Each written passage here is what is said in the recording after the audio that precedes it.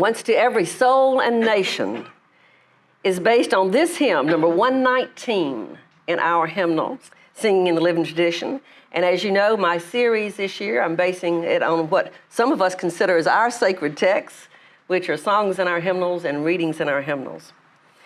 Now, the key words in this song are things like truth and falsehood, good and evil, trust, fame and profit, brave, coward, virtue, faith. It is very value-laden.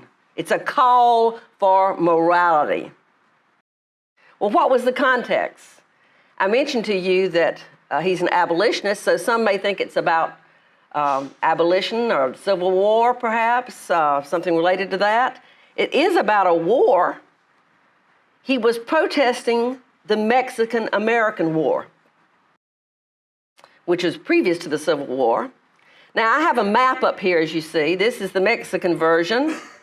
It included Texas, which had declared their independence, but was not accepted by Mexico. So this is their version of the map before the Mexican-USA War. Now, after Texas did proclaim themselves independent. It was not accepted by Mexico. Texas tried, actually twice before they were finally accepted, to join the Union. I didn't realize that until I was doing this research. They tried twice before and were rejected. They wanted to enter as a slave state. And so that was a big part. And actually, a part of maybe even separating from Mexico is Mexico, slavery was illegal in Mexico. And they wanted to enter the Union as a slave state. They were twice rejected. But then when President Polk was in power, President Polk was a strong believer in manifest destiny, that the United States, that God had given us the right to have all of the land from sea to shining sea, that this was to be America's land, all of it.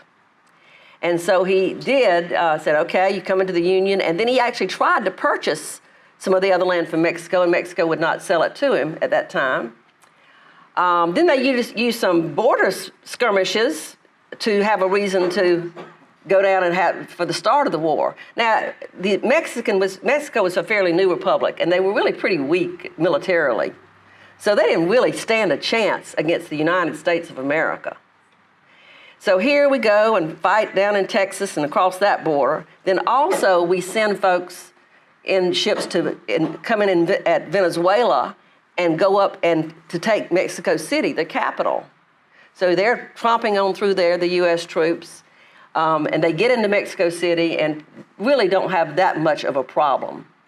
I was reading when they were in Mexico City, there was one fortress that was actually a military school with cadets, and that the cadets all decided, they knew they could not defend and they would have to surrender, and they did not want to surrender.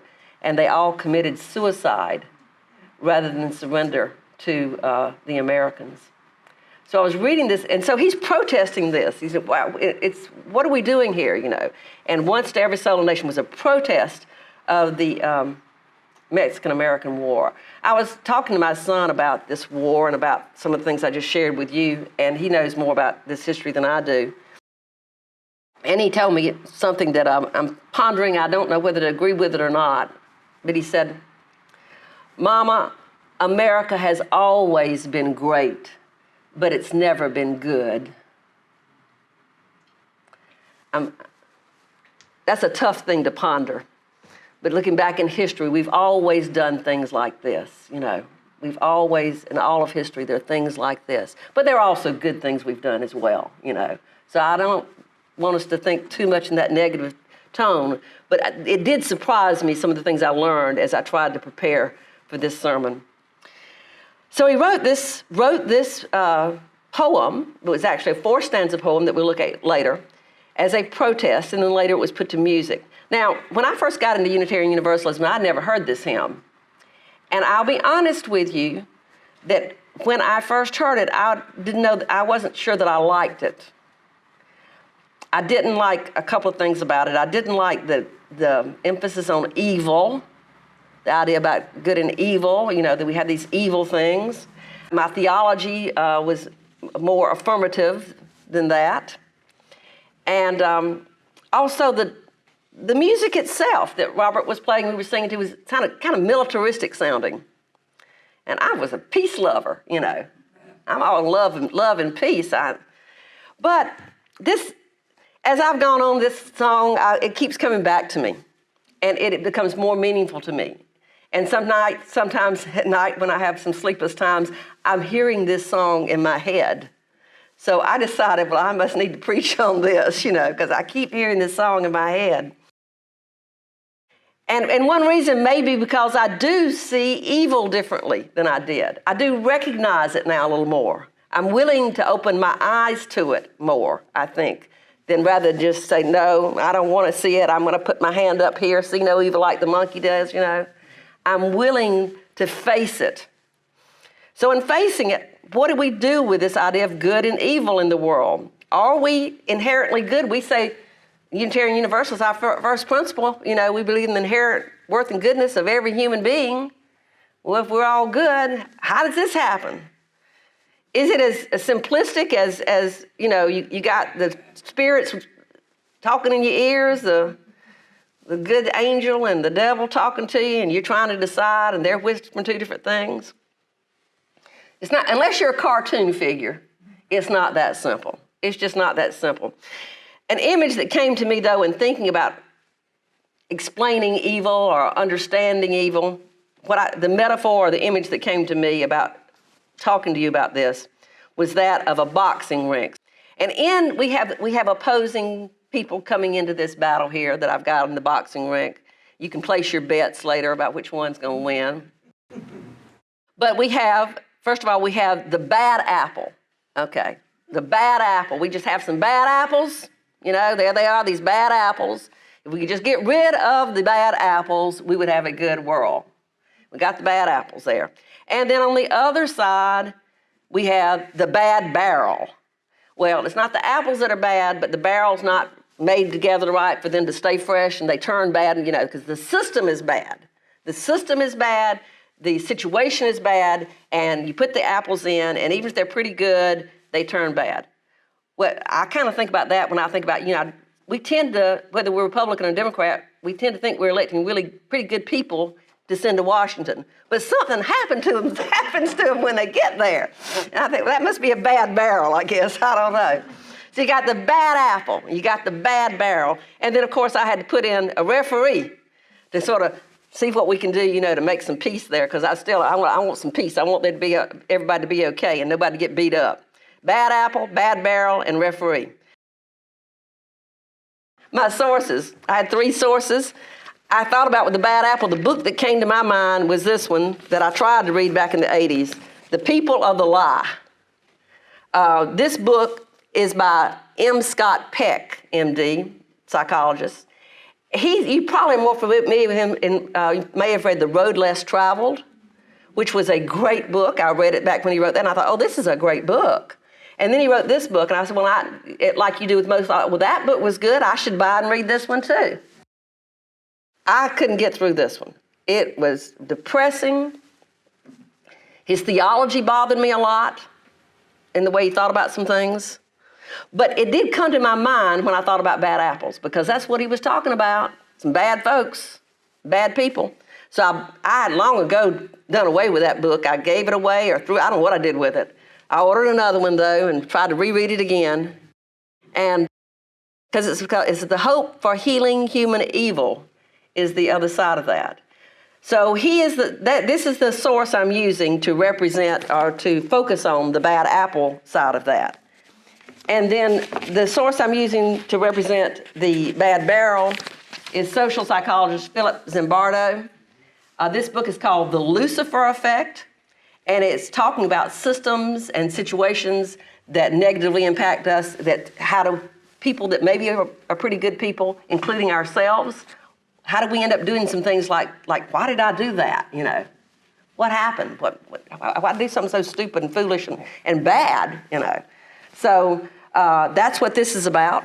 I'm not going to necessarily recommend that you read either of them because they're both kind of depressing. This one, if you really like to get into the details of how he did his experiment, and I'll tell you a little bit about it, you can read. But But they do both represent these ideas. And then I also have the Charter for Compassion, which I do encourage you to go on the internet and read about Karen Armstrong and her Charter for Compassion and listen to her TED Talk.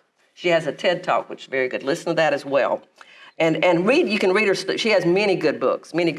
So these were our three things. So I'm going to start with, first of all, our first contender, the bad apple person. I did, as I said, try to read this. As I was reading it, part of my problem, I'll be honest with y'all, as he's describing these folks that he is terming evil, okay, that he says they have crossed the line. There's a line there, and they've done so much of this stuff that now they have crossed that line, and he deems them evil. And I'm reading this, and it reminded me too much of some people in my life that I did not want to term as evil. But the things he was describing were too much like that. And that was a part of my problem. I did not want to think of them as evil. And so I had a hard time with the book. But I want to share with you a little bit about it, and you'll have a little more understanding. This is from his introduction. I'm just going to have these two slides with two quotes, and I think you can get the gist of it from these two. The introduction was called Handle with Care, talking about this book, to handle it with care. He said, "We cannot begin to hope to heal human evil until we're able to look at it directly. It is not a pleasant sight. Many observe that my previous book, The Road Less Traveled, was a nice book. This is not a nice book. It is about our dark side, and in large part about the very darkest members of our human community, those I frankly judge to be evil. They are not nice people, but the judgment needs to be made," he says. And then from chapter 2, The Psychology of Evil, he says, "The essential psychological problem of human evil, I believe, is a particular variety of narcissism that Eric Fromm called malignant narcissism. Malignant narcissism is characterized by an unsubmitted will. All adults who are mentally healthy submit themselves one way or another to something higher than themselves, be it God or truth or love or some other ideal." That probably was another thing that got in the way of me reading it back then, because I was being preached to so much in my church about submitting to my husband. I didn't like the word submit. So I wanted to, so I said, okay, I'll rephrase this as I might have to have a commitment to this. If I use the word commitment, I can kind of deal with it a little better. He says, all mentally healthy individuals submit themselves to the demands of their own conscience. Not so with the evil, however.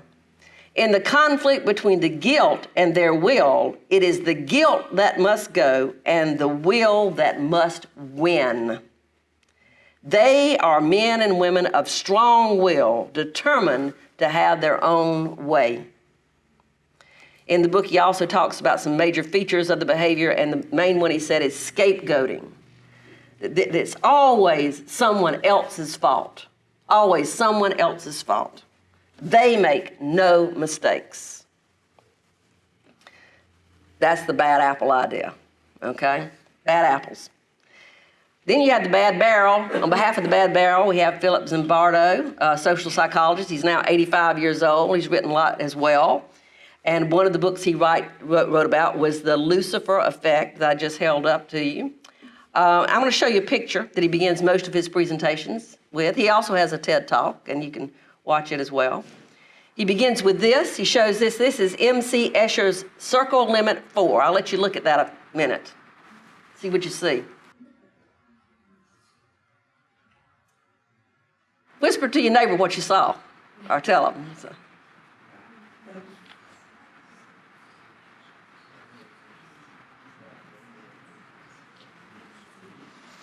Or some of you saw angels, and some of you saw devils or bats or something. Yeah? Okay. If you were looking at the light spaces, you saw the angels. If you were in the dark spaces, you saw the devils. So now try to turn it the other way. Try to look and see if you can see the other thing. It's hard, but you look and you can see it. Just focus on the other part and see the other side. Can you see the others? Yes. Most of us have the capacity to see the good and the evil.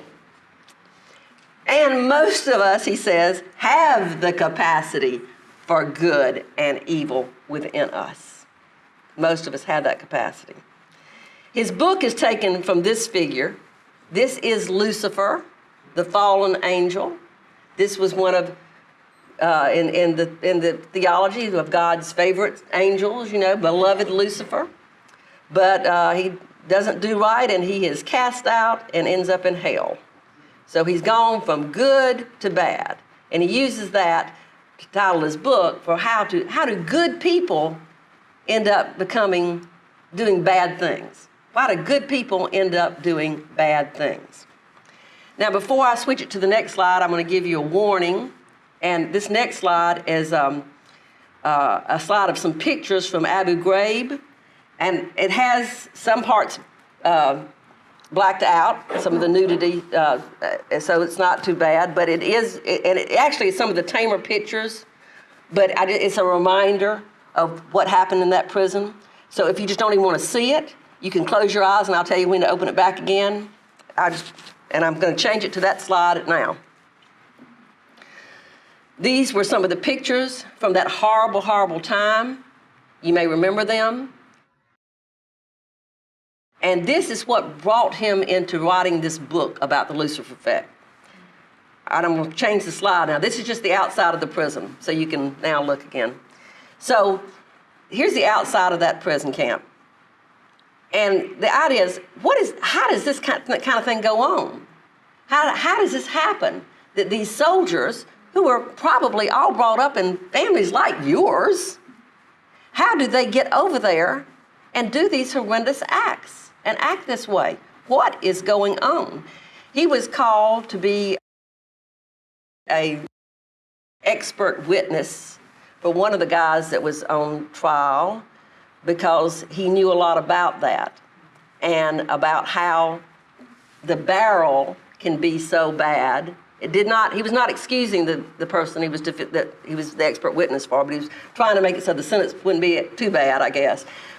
And sharing also that people higher up should have done things. There was no supervision going on. That was part of the problem. That was part of the bad barrel problem. They would just late night, do what you want to do kind of thing. He said he knew very well how that could happen because he'd seen it happen back in the 70s when he did his Stanford County prison experiment. He was a professor at Stanford, and he wanted to do an experiment about this. What he did in this experiment was he had college students in the summer when they weren't in school that needed to make a little extra money and wanted to learn a little more about this stuff. They volunteered. College students, they weren't all from Stanford, they were from that, some had come back home from other places. He randomly selected them. Part of them were going to be prisoners. The other half of them were going to be the guards. And then he had a very realistic prison situation. He didn't give the guards much direction except that they were to maintain control and make sure that, that people didn't get out of line, that kind of thing. He did have some rules that they should not physically hurt someone, those kinds of things. And then let's see what happens here, and then take a lot of notes. There are some criticisms about that particular experiment. For one thing, he himself placed himself as the superintendent of the prison, so it was hard he got pulled into it too, and did not realize what was going on so badly. He was just watching what was happening and taking notes, and he got pulled into it, and his fiance had to wake him up and say, look what you're doing to these people. You've got to stop this experiment. Because indeed, within 5 days, 5 of the prison students had horrible breakdowns and had to leave. It was horrible. The kinds of things that were happening to them, that these guards were doing to them in that situation. Yes?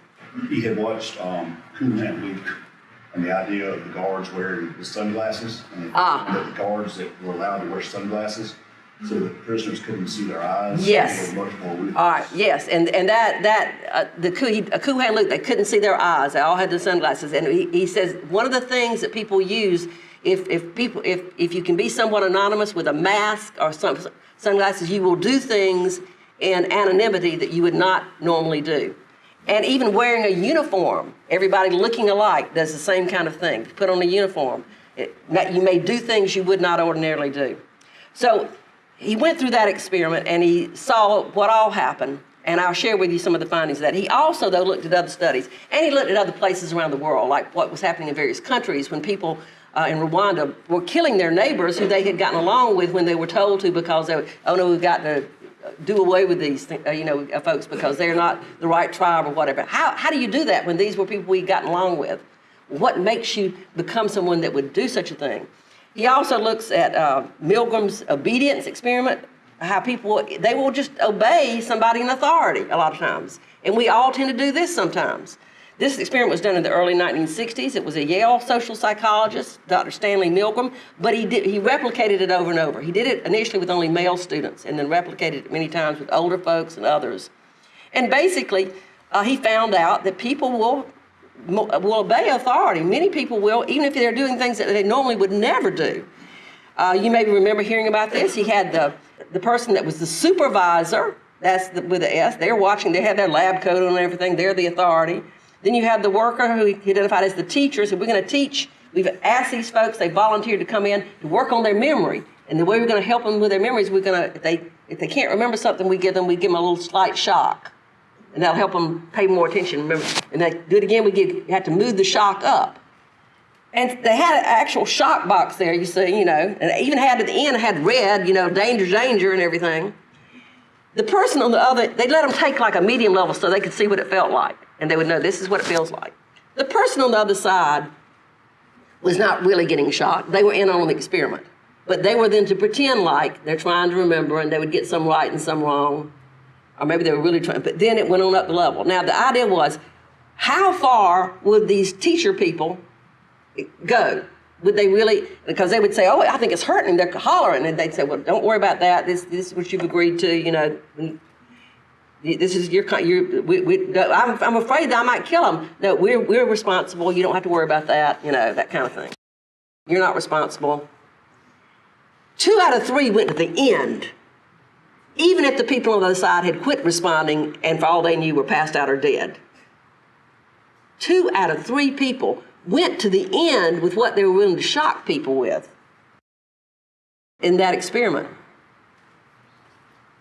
So, this is the outcome of his studies of other people's experiments and his own. He says there are 7 social processes that grease the slippery slope of evil, things we should watch out for in ourselves and others. How did we get there? When we've done something really, that we did something really bad, and how did this happen, or with others? Now, if you want to, you can think about things in your own life, or if you need something else to think about, if you remember William Golding's book, Lord of the Flies, and these kids that were on this island, and they were good kids, choir boys and everything, and what happened with them. So you can see that these kinds of things are what they're talking about. One is mindlessly taking the first step. First small step. This can't hurt too much. Dehumanization of others. In the experiment, they found out that if they let the person overhear them saying something like, those students that came in here from the other school are acting like animals in there. Or if they said, the students from the other school that came in for the memory test are really nice, I've been back there with them. That affected whether or not they would, just hearing that. And of course, the military uses that all the time to dehumanize the enemy, else it's going to want to kill somebody, Dehumanization of others. And of course, in this book, this happens as well, what you call people. De-individualization of self, putting on the sunglasses, having somebody sit behind a wall, some way to be anonymous or not, or wearing a mask, or wearing a uniform. Being part of it, that you're not an individual anymore, you're anonymous, you're part of a group. De-individualization of self. Diffusion of personal responsibility. I was just following orders, I was just doing what the lab experimenter told me to do. It's not my responsibility. Blind obedience to authority. Uncritical conformity to group norms. And a passive tolerance of evil through inaction or indifference. In many of these situations, it wasn't what, there were some people that were doing bad things, but there were many others too that were doing nothing, and were doing nothing to call it out. And it's particularly, this is what you would, particularly in new or unfamiliar situations. If you put people in new or unfamiliar situations, it's easier to have them fall down into that slippery slope. And if you have a charismatic person as their leader, like a Jim Jones, they'll drink the Kool-Aid. So we have the bad apple. We have the bad barrel, and that's what he's talking about. The system, these systems were so bad with little responsibility and little supervision and guidance given that made people tend to their more evil, darker side. The barrel is built bad to begin with. Then people, good people, can become evil. But then I had to have a referee to kind of make things better. And so here's my referee, and that is Karen Armstrong. She at one time was a nun. She left a convent and she said, well, I'm through with religion now. I'm going to teach in the humanities. I'm going to teach English literature. But she had some problems with her, I think when she's doing her defense or something of her dissertation or something like that, and she ended up doing television and other things, and then ended up writing about religion. Her most famous book is probably The History of God. She goes and actually goes to the Middle East, and she's looking at Judaism and Islam and Christianity. But after doing all this, and while she was working on that book and others, she said, what we're really lacking is compassion, that we've just let that go. And she started this Charter for Compassion. What she's trying to do with this is she's trying to get people individually to sign on to this. That they'll be more, she's trying to get organizations to sign on to it. She's trying to get cities, all internationally, all over the world, to sign on, and people are saying, we're going to sign on to this Charter for Compassion. And instead of me reading it out to you, I'm going to let it come from some different voices that they had on their website.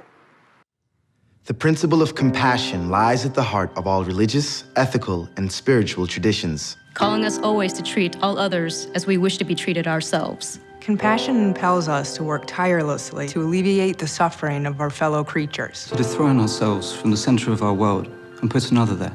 To honor the inviolable sanctity of every single human being. Treating everybody without exception. With absolute justice, equity, and respect.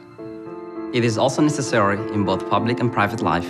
To refrain consistently and empathically from inflicting pain. To act or speak violently out of spite, chauvinism, or self-interest. To impoverish, exploit, or deny basic rights to anybody. And to incite hatred by denigrating others, even our enemies. Is a denial of our common humanity. We acknowledge that we have failed to live compassionately. And that some have even increased the sum of human misery in the name of religion. We therefore call upon all men and women to restore compassion to the center of morality and religion. To return to the ancient principle that any interpretation of Scripture that breeds violence, hatred, or disdain is illegitimate. To ensure that youth are given accurate and respectful information about other traditions, religions, and cultures. To encourage a positive appreciation of cultural and religious diversity. To cultivate an informed empathy with the suffering of all human beings, even those regarded as enemies. We urgently need to make compassion a clear, luminous, and dynamic force in our polarized world. Rooted in a principled determination to transcend selfishness. Compassion can break down political, dogmatic, ideological, and religious boundaries. Born of our deep interdependence, compassion is essential for human relationships and to a fulfilled humanity. It is the path to enlightenment and indispensable in the creation of a just economy and a peaceful global community.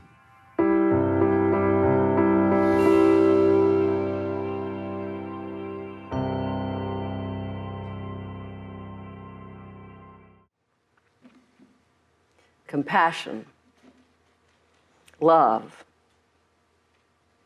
I spend a lot of time in nature lately, walking, doing. I've had the need to heal, and the way that I heal best is just getting outside. And thankfully, it's not so hot. We did have a hurricane, but I've been outside, and I've been trying to be around nature and be healing because I'm not feeling good about us now. I don't mean this congregation. I like you all.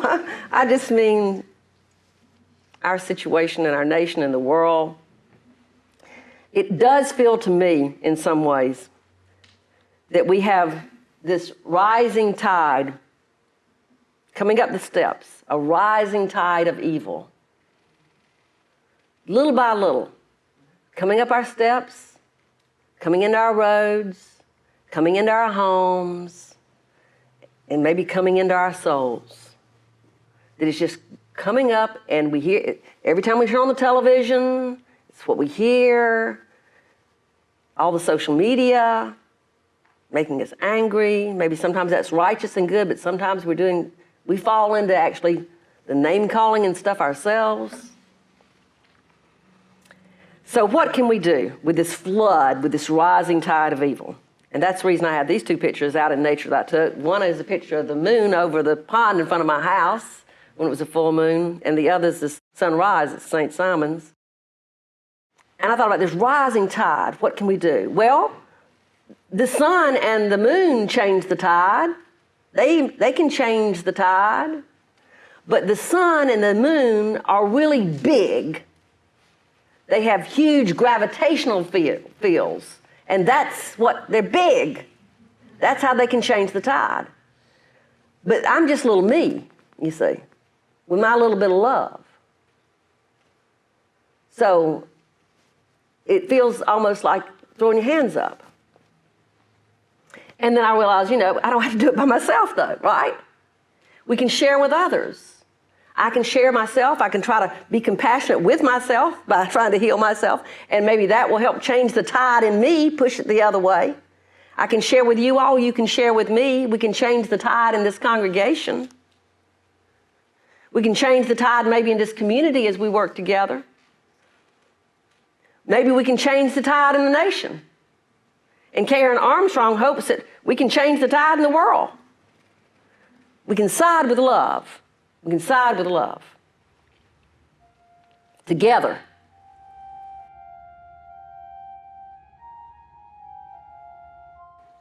And together we can grow our souls. We can grow our souls, grow our love of our own selves, this congregation and community. We're going to close today with a reading of Lowell's original poem, As I Promised You. And that original poem is Once to Every Man and Nation. It's somewhat different, the words in our hymnal, a little bit different, you'll see. Lowell was the son of a Unitarian minister, but he was definitely a Christian Unitarian. He was theistic. He was also a 19th century poet. So he may use words that you may not use. He may have a theology that's different than you, but the lesson is there. Once to every man and nation comes the moment to decide, in the strife of truth with falsehood, for the good or evil side. Some great cause, some great decision, offering each the bloom of light, and the choice goes by forever, twixt that darkness and that light. Then to side with truth is noble, when we share her wretched crust, ere her calls bring fame and profit, and 'tis prosperous to be just. Then it is the brave man chooses, while the coward stands aside, till the multitude make virtue of the faith they have denied. By the light of burning martyrs, Christ, thy bleeding feet we track, toiling up new Calvaries ever with the cross that turns not back. New occasions teach new duties. Time makes ancient good uncouth. They must upward still and onward, who would keep abreast of truth. Though the cause of evil prosper, yet the truth alone is strong. Though her portion be the scaffold, and upon the throne be wrong. Yet that scaffold sways the future, and behind the dim unknown standeth God within the shadow, keeping watch above his own. May we grow our souls, folks. May we stand against evil and falsehood. May we side with truth and love, and may we be brave and courageous in doing so. May we demonstrate and encourage compassion. And together, all of us together, let us turn this tide.